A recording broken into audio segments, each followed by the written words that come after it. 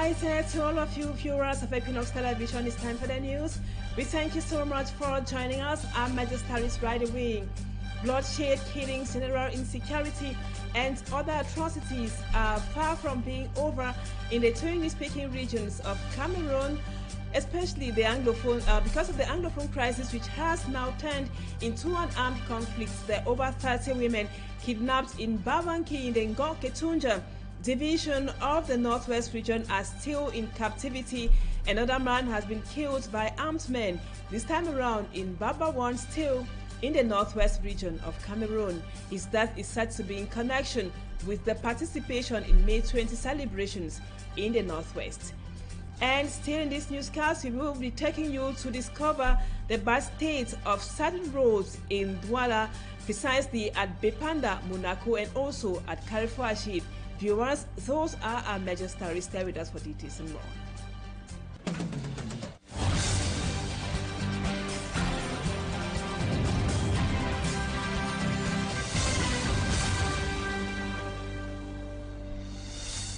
Welcome back, viewers. Thank you so much for according us your time this evening for the news at 6 p.m. in the English language.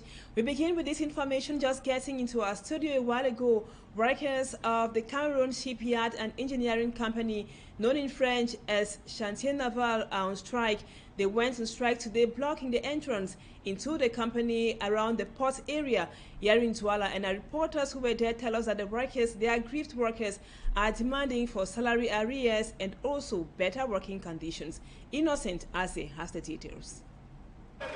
While at the Cameroon Shipyard, an industrial engineering company commonly known as Chantier Naval, we met frowning and grumbling workers. Asking what was eating up their souls, they said they are being owed 5 months' salaries and are not insured. We are crying for salary and are asking for many things that it is not given. Workers are there for 5 months without salary. Insurance, life insurance is not there. Social insurance is not there. That's health insurance. You see, as my colleague really said, that people are dying, people are sick, no treatment because of no salary and there's no insurance. A situation which has earned them a bad reputation in the face of their landlords since they have not been able to pay rent. Workers are suffering. There are some that even stay in the yard here now because the landlord has sent them out because of rent. They are managing in the yard to sleep, and in the morning they get up. According to them, Chantier Naval, which was vibrant and respected back at days, is now in a shadow of itself following its collapse. Chantier Naval was coming #1 in Africa for shipbuilding and repair. But today, we are unable to repair even one ship. Chantier Naval is a company, when people are working there, they have the hopes for their own children to come and work there. But where we are now, we don't have the hope. Chantier Naval in the former days paid salary to civil servants come for 3 months. And the question that is asked, why is it that it was announced 2025, 2005, 2006, 2007, but today it cannot be announced by the head of state again? Is it that the director was there, was competent, or that are there now that are not competent? This is the question to ask to the government. While reclaiming their accumulated 5 months' salaries and better working conditions, they also implored the head of state to use his powers to resuscitate the National Shipyard and Industrial Engineering Company. This company was created by when he newly came in as the president. So we want him to take the responsibility now to see how this company can come back to life, because it is already now dying. Contacting the Director General of Chantier Naval on phone, he assured he is in Yaoundé at the moment to negotiate with government authorities in order to come out of the current crisis, which has resurfaced.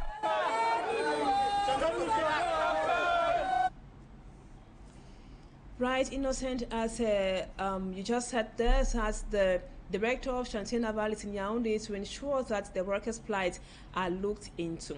Now, viewers, we told you in the headlines that insecurity, bloodshed, and other atrocities are on the rise recently in the two English-speaking regions of Cameroon, especially the Northwest, where some women kidnapped by separatist fighters are still under captivity. A bike rider was killed in Babawan, and his death is linked with May 20 celebrations, as Babila Jonathan tells us in the report which comes up next. He died because he failed to respect ghost town imposed by armed men across the northwest and southwest regions. Taken for a military officer in disguise on grounds of the Medal of Honor, he was taken to Bamising for the divisional officer to hand over to the beneficiary. Commercial biker Edward was captured by the armed separatists. They intercept him for Baba at the level of Baba 1 and they kill it. They ask 10 million francs as ransom. And they don't give time for any negotiation. They take it yesterday before ceremony starts. This morning, we only discover corpse because they don't weigh that 10 million, the 10 million okay. The other bikers will take his mortal remains around the community in Dop, attracting the attention of the Ngokutunja Senior Divisional Officer Ketong Henderson and Member of Parliament Jingu Musa. With their anger and with their emotions, decided to take the corpse and parade with it to attract the attention of the administration, the authority, that they are totally against this type of act. I feel very sad when I see my own brother, they are blocked to win this kind of way.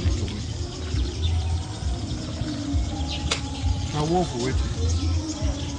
The population are encouraged to rise up against the secession movement to conquer fear by attacking separatist camps. They would have gone to Baba and stormed their hideout. A call considered and described by many as a suicide mission. In other news, we take you to the far north region of the country where security forces in Marwa in the far north have laid hands on a group of 7 suspected bandits specialized in the stealing of bikes and also terrorizing the local population. During an operation carried out, some valuable items were found in possession of the bandits by elements of the Marwa Central Police. Lucy Liengu is here, has the details.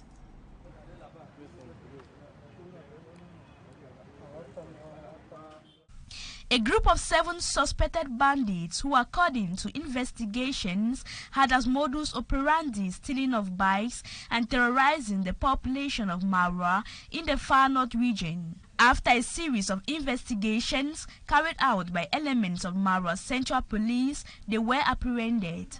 The special intervention group of what we call ACU caught a few days ago a group of bandits which are habit in stealing motorbikes and selling. They have to go around the area, attack people days and night and collect their bikes. About 40 bikes, a generator, television set, a gas bottle were recovered during a search carried out in their homes. The brain behind the gang is a 36-year-old woman, Fadimatu, who, according to security officials, has been heading the team. We caught what they call the main person which is leading the group, which is a lady. Her name is Fadimatu Aman. She had a phone that we spread and got many information that took us to the various bandits and group of resellers. Commissioner Bubakari Tariru calls on the population to collaborate with security forces by denouncing such acts.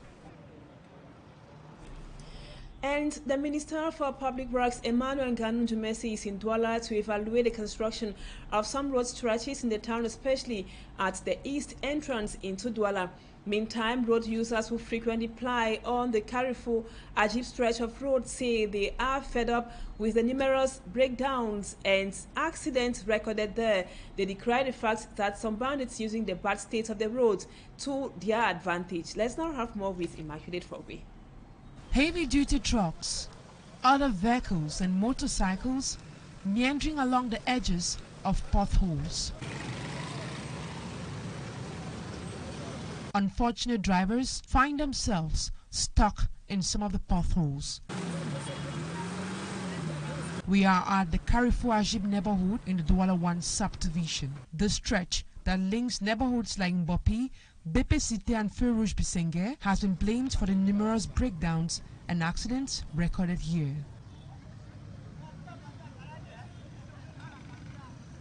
The road is really bad. Since morning, cars have been falling here. And we, the bike people, we are actually suffering a lot. We cannot actually do anything. This place has been like this for the past 4 or 5 years. They will only come and throw gravel. The next week, it is the same. So we are really crying on the city council to do something about it. Because us, the bike people in this Douala, we are actually suffering. Yes, just within this week, we have had more than 5 accidents just here. Cars have been falling down here. Men of the underworld have equally taken advantage of the bad state of the road to attack passengers. One day at about 7 p.m. while I was going back home, I saw 3 men trying to seize a woman's bag. I heard her scream, but before we could intervene, the thieves had escaped. Road users urge council authorities to double their efforts in order to ensure smooth circulation.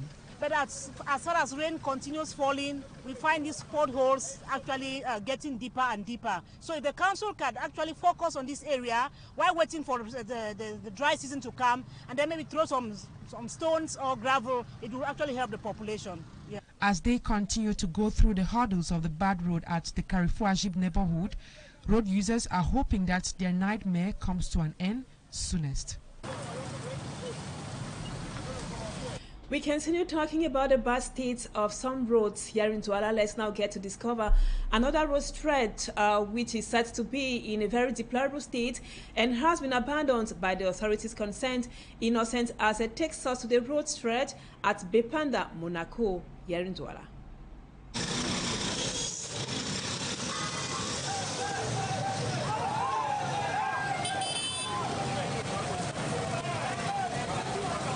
A bike rider and a woman he is transporting plunged into this artificial swimming pool found on the Monaco stretch of roads leading to the Bepanda Omnisport Stadium.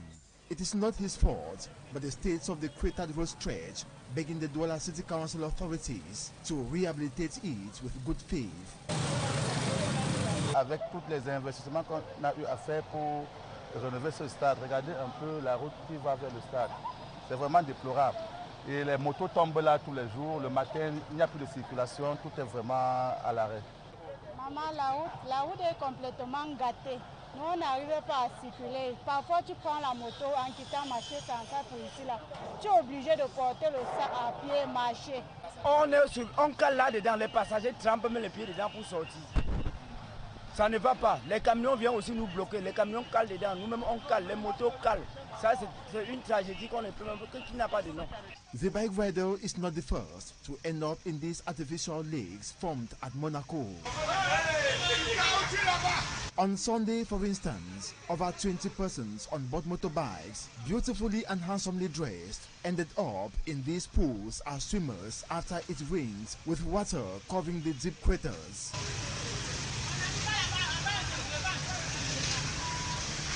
Accidents, breakdowns of vehicles and bikes have multiplied as they brave to cross into the Monaco Ocean. On nous prend cher, nous prend trop cher à cause de la route. Il y a d'autres personnes même qui font même des fois l'effort même de passer, mais tous nous tombons, ils se tombent tous dans l'eau. Parce que ici la route est complètement mauvaise, ça crée les embouteillages et les accidents de tous les côtés. Locals and road users say only fishes are lacking to make it a fish pond. La route est jonchée de nids de poules de gauche à droite, comme si on pouvait pêcher même les poissons dans l'eau. According to the road users and locals, the road was rehabilitated a few months ago. Cette route qu'on a réfectionnée, ça ne fait même pas encore 2 mois comme on a réfectionné. Mais c'est encore de préférable qu'on mette les pavés à ce niveau. He adds, they are not surprised the Monaco road is the way it is at the moment because of poor quality rehabilitation works. Un goudron à 2 centimes, ça peut durer comment? Vehicles and bikes now dispute pedestrian tracks with pedestrians, which often generate tension among the 3 parties who implore the Douala City Council authorities to visit Monaco Bepanda and witness the reality they face on a daily basis, especially when it rains. Alors nous pouvons seulement dire que voilà aussi la route qui part. Hein? Et c'est vraiment déplorable. Hein? And now in the Seka, in the Nyonga and Ekele division, the road situation is just the same. For over 14 years, the people of Mesondo have been without electricity, while those of neighboring villages complain of lack of farm-to-market roads. These are villages in the Nyong and Ekele division of the Central region, like I indicated earlier. Though all these challenges were raised at the celebrated Unity Days that was on May 20. Mala Glory tells us more. Leaving Mangenge to Songbong and to Ndong Batindi in the Nyong and Kele division is a nightmare. A daunting task for farmers transporting farm produce to the market due to the slippery state of the road.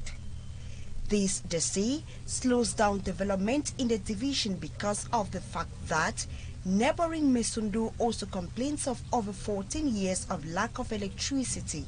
Mesondo has been in darkness for over 14 years. Il faut que la route Mangenge-Songbong. The Mangenge, Sombom and the Ndongbantindi road should be tarred or at least make it better to help this population who depend only on agriculture. Because without road, there will be no means of development in this locality. These challenges were raised during the celebration of the National Unity Day in the area. Different schools, political groups and other associations made the day a success. I'm very joyful because the march past was amazing, the population was fantastic, and the children were also very fantastic, and I am very happy. I'm very happy also because the national unity is a reality in Nosondo subdivision. The administrative authorities, all the armed forces and the population are living together peacefully, and I'm very happy. In French. Merci beaucoup. School children at the end of the march past carried out some cultural displays and dances to crown the event. We will be bringing to you the details of the Minister for Public Works visit to Douala. That will be in our subsequent news editions, precisely at 8 p.m. And now we talk something else. Despite successive crisis meetings with local administrators of Yaoundé 2 and some officials of the Ministry of Public Health, the angry workers of the Yaoundé Emergency Center, popularly known in French as Kiri, are still pushing on with their strike action. Adamantly, the workers say they want sustainable and not cosmetic solutions to their problems. Some have gone for 9 years with no salaries below, or with salaries below the minimum wage rates. For me, Armstrong Sander completes the story for us. The main gate into the Yaoundé Emergency Center remains closed on day 2 of the sit-in strike action engaged by workers of the health establishment. The workers say that they are dissatisfied with their working conditions, qualified as poor. Initiated by the Trade Union of Workers of Health Sector Establishments and Enterprises in Cameroon, known in its French acronym as Cap Santé, the grievances of those at the Yaoundé Emergency Center could be clearly seen on their placards. They say that 60% of their colleagues work without salaries and social insurance affiliations. They called for the attribution of health insurance benefit to Category 5 and 6 workers, among others. Some of them have gone for 9 years without matriculation, according to the angry workers. A national situation which is even worse at the Yaoundé Emergency Center, according to Dr. Sylvain Onana, National President of Cap Santé. Les salaires qui vont moins du SMIC. He says some of the workers at the center have gone for 9 years without matriculation and with salaries as low as below the minimum wage rate in Cameroon for some. He insists that a poorly treated health worker cannot effectively treat a sick person. Pour que nous puissions vivre et continuer à sauver les vies. The health workers hope that their strike action will draw the attention of public sector stakeholders in Cameroon to their plight. They want effective and sustainable solutions to their problems.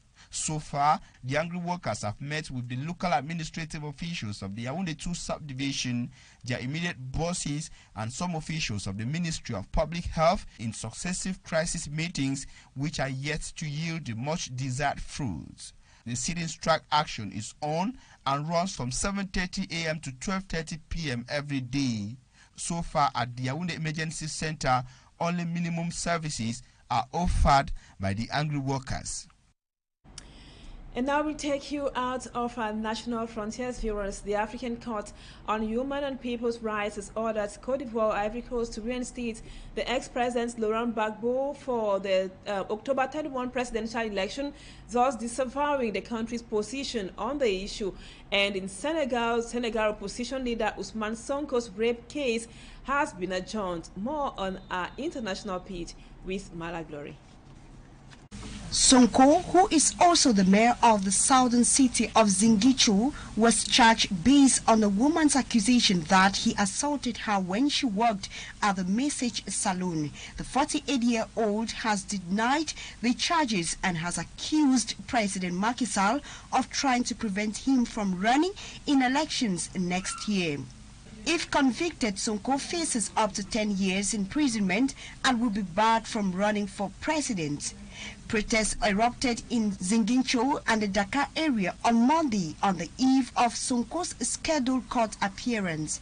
The Interior Ministry said a policeman died after being accidentally crushed by an armored vehicle that had been deployed at demonstration in Ziguinchor. And over to Ivory Coast. Former Ivorian President Laurent Gbagbo, still removed from the electoral list published Saturday, will not be able to vote in local elections scheduled for September 2nd, a decision described as unacceptable provocation by his party. While Laurent Gbagbo was accused by international justice of crimes against humanity committed during the bloody post-election crisis of 2010 and 2011, he remains under a 20-year prison sentence in Côte d'Ivoire for the robbery of the Central Bank of West African States in 2011. This sentence, pronounced in 2018 while he was in prison in The Hague, had led to the forfeiture of his civil and political rights and therefore his removal from the electoral rolls. And the pardon granted by President Alassane Ouattara last year in this case does not change this statute. And over to Democratic Republic of Congo, stretching on the border with Uganda and Rwanda, Virunga Park is Africa's oldest reserve, renowned for being home to rare species, including mountain gorillas, militias, dozens of which operate in Eastern Democratic Republic of Congo, also use the park as a rare base. 3 rangers and a technician were killed in an attack on their convoy by gunmen near Virunga National Park in Eastern Democratic Republic of Congo. Stretching on the border with Uganda and Rwanda, Virunga's Park is Africa's oldest reserve, renowned for being home to rare species, including mountain gorillas.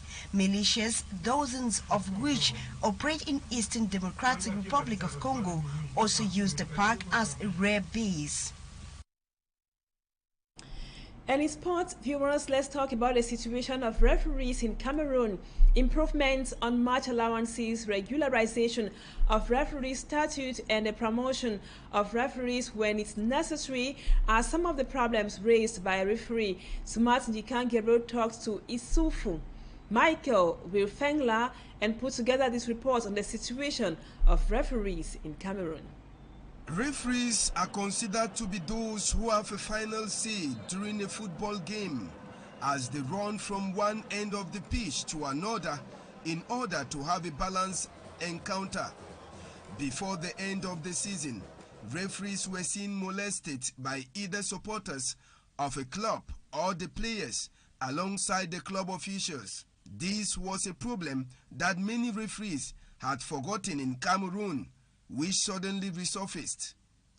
Isifu Michael Wifinla, Southwest Regional Referee, says many referees still lack a statute. Referees do not have statutes that back them up. With the coming of Samuel Eto'o, we've seen a green light because his regime has started groundwork, that is to establish a referee statute for the Cameroonian referee.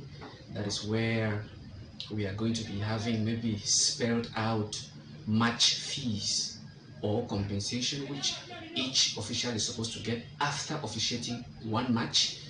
or are referees going to be paid monthly? Another major issue is about the money paid to referees for officiating a match, which still remains a challenge to many of them. Most of the times, the compensation that is given to referees are decided informally. Even when those amounts are decided, they don't come regularly. The referee finds himself pre-financing his movement or his travel from one town to the other, or from one place to another to officiate a game, whereas he has so much that is awaited from him, a lot of expectations, the pressure from the teams, the pressure from the spectators, the referees commission. They want him or her to perform, to be at his best, but sometimes the conditions, not just sometimes, most of the times the conditions are not the best. Referees in Cameroon are in a precarious situation. For a referee to move from one category to another is also a Herculean task. Many spend years before having their categories changed. Another big challenge is promotion from one level to the other. It is a nightmare. There's too much nepotism, too much tribalism, there's too much corruption. Amateurism. You could be nominated as the best referee, maybe in a divisional league, in a regional league, and you are not even shortlisted to go and compete for promotion to the next level. Those are the realities that we go through.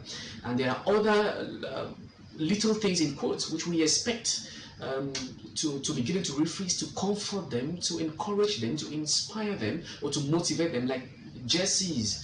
Isifu Michael Wifenla says if all the issues mentioned are looked into, then the referee's profession will be one that will attract many in Cameroon.